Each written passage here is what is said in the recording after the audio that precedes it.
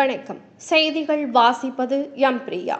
பள்ளி திறப்பையொட்டி தூத்துக்குடி மாநகராட்சி பள்ளிகளில் மேயர் ஜெகன் பெரியசாமி ஆய்வு. தூத்துக்குடி மாநகராட்சி நிர்வாகத்தின் கீழ் செயல்படும் ஜின் பேக்டரி ரோடு மாநகராட்சி பள்ளி உட்பட பல்வேறு பகுதிகளில் மேயர் ஜெகன் பெரியசாமி, ஆணையர் பிரியங்கா ஆகியோர் ஆய்வு மேற்கொண்டனர். பின்னர் மேயர் ஜெகன் பெரியசாமி கூறுகையில், முன்னாள் முதலமைச்சர் ஸ்டாலின் வழிகாட்டுதலின்படி மாநகராட்சி பகுதியில் எங்களது நிர்வாகத்தின் கீழ் தொடக்கப்பள்ளி 8, நடுநிலைப்பள்ளி 11, மேல்நிலைப்பள்ளி 1 என மொத்தம் 20 பள்ளி செயல்பட்டு வருகிறது. பள்ளி தேர்வுக்கு பின் கோடை விடுமுறை முடிந்து வரும் 4ஆம் தேதி வியாழக்கிழமை பள்ளி திறக்கப்படும் என்று தமிழக அரசின் பள்ளி கல்வித்துறை அறிவித்துள்ளது. அதன்படி எல்லா பள்ளிகளிலும் எதிர்கால தலைமுறையினரான மாணவ மாணவிகள் நலன் கருதி பள்ளியில் உள்ள நீர்த்தேக்க தொட்டி, கழிவறை, விளையாட்டு மைதானம் மற்றும் ஆங்கில வழி கல்வி அறைகள் உள்ளிட்டவைகளை முழுமையாக ஆய்வு செய்தும் தேவையற்ற இடங்களில் இருக்கும் தேவையற்ற பொருட்களையும் அப்புறப்படுத்த உத்தரவிட்டுள்ளோம். தற்போது மாநகராட்சி பள்ளிகளில் அடிப்படை தேவையான அனைத்து கட்டமைப்புகளும் தற்போதைய காலத்திற்கு ஏற்ப செய்து கொடுத்துள்ளோம்.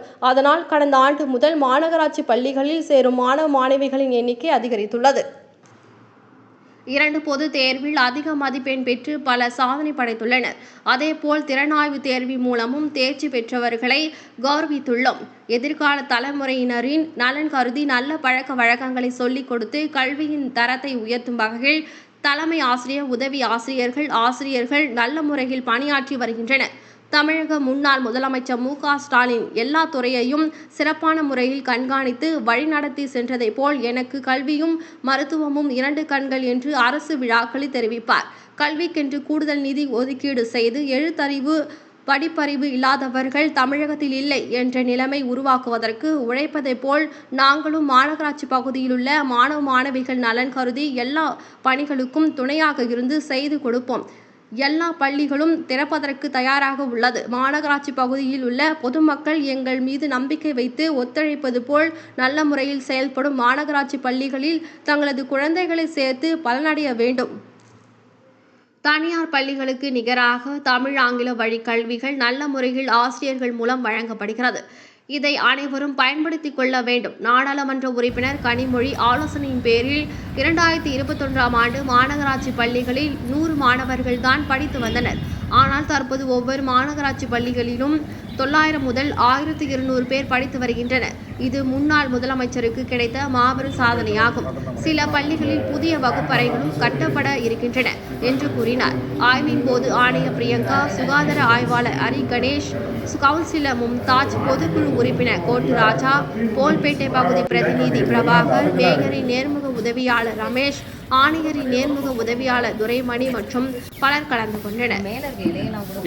ஆய்வின் மேயர் ஜெகன், ஆணையர் பிரியங்கா மாநகராட்சி பள்ளிகளில் உள்ள கழிப்பறைக்கு உள்ளே சென்று பார்வையிட்டனர். அப்போது மேயர் ஜெகன், மாணவ மாணவிகள் பயன்படுத்தும் கழிப்பறை இன்னும் சுத்தம் செய்யப்பட வேண்டும்.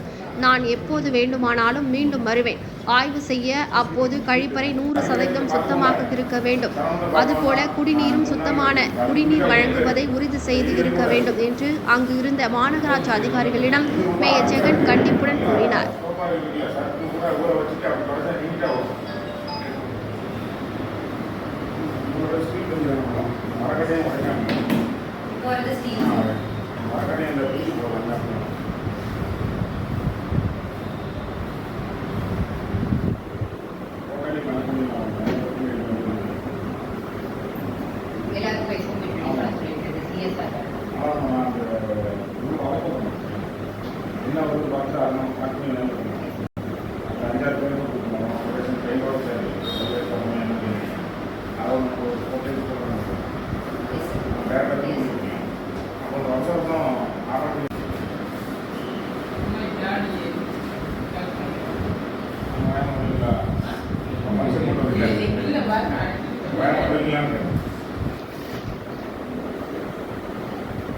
நிறைய பிள்ளைங்களை சேர்க்க மாட்டேன்னு சொல்லிடுறாங்க இல்லையா?